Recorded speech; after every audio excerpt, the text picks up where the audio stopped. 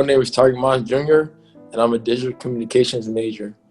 School, I went to all black school, so I was always around African Americans my whole life. Coming to college was where I came to a PWI, so that's the only time I lived in a different world. But I can say the only time I say I may have faced racial discrimination is when I was going to school one time. It was early in the morning, and the police stopped me. He didn't stop me, but he stopped his car while I was walking. So I stopped for the police because obviously I'm not going to talk to an officer while he's stopping, and I just want to keep walking. And he was just asking me questions about what I'm doing. I'm like, I'm about to go to school. Even though he was asking me a question, I felt like that was some type of misjudgment or discrimination. Racism plays a big factor into the increased cases of mental health issues within the African American community, as they face more trauma and violence than white people. That everyone's not treated right, and due to the color of your skin, due to who you are, other people judge you or misjudge you, I should say, and treat you a certain way just because the way your skin looks.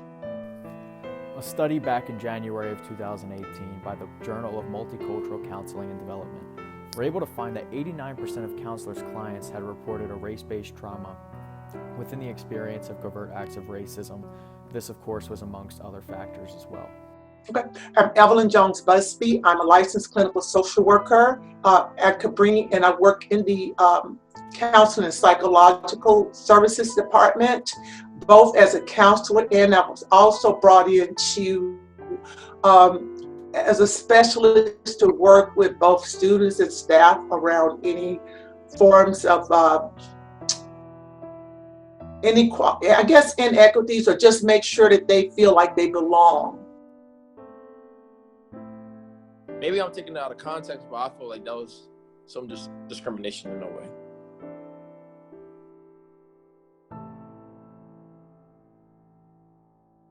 That is a real complex situation because it's multidimensional.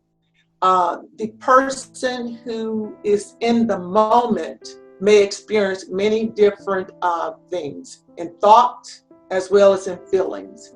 And since all of our thoughts, all of our feelings, all of our emotions, all of our attitudes, and all of our behavior undergirded by our belief systems are interconnected. We cannot get away from that. It's a neurobiological fact. So with that interconnection, a lot of things crop up. First, the person might think about their safety in the moment. Sometimes they may not even have time to contemplate it. They just have to react. How do I react to save myself in that situation if I'm one of those individuals? Am I going to act in such a way that's going to create greater harm for me or greater threat? And even if you're not the individual in the situation, you're always on the lookout for that because it has happened so frequently in so many different situations. We haven't come up with a situation that might be totally safe for ethnic minorities, particularly African Americans, male or female in this country, but usually more males. There are so many different examples, and a lot of times they haven't committed a crime. They're not in a situation where there's any evidence that a crime has been committed. We look at, and they are completely innocent. Trayvon Martin, who had just gone to a local store to pick up something for a snack to watch. And so in that situation, you're thinking about immediacy. You might be distressed immediately. You also, if you're not even in the situation, wonder about, what if I'm out doing something innocent and it happens to me just because I look the way I look? In what is a racist society, it is not enough to just be a non-racist.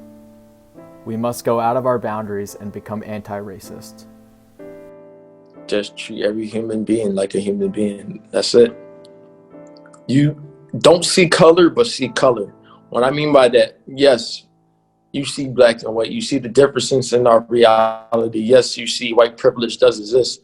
And for African Americans, we don't have certain privileges. So see color, but don't see color in the way to where You treat every human like a human being, not because that person's lighter, you treat them more fair than the other. So that's all I have to say.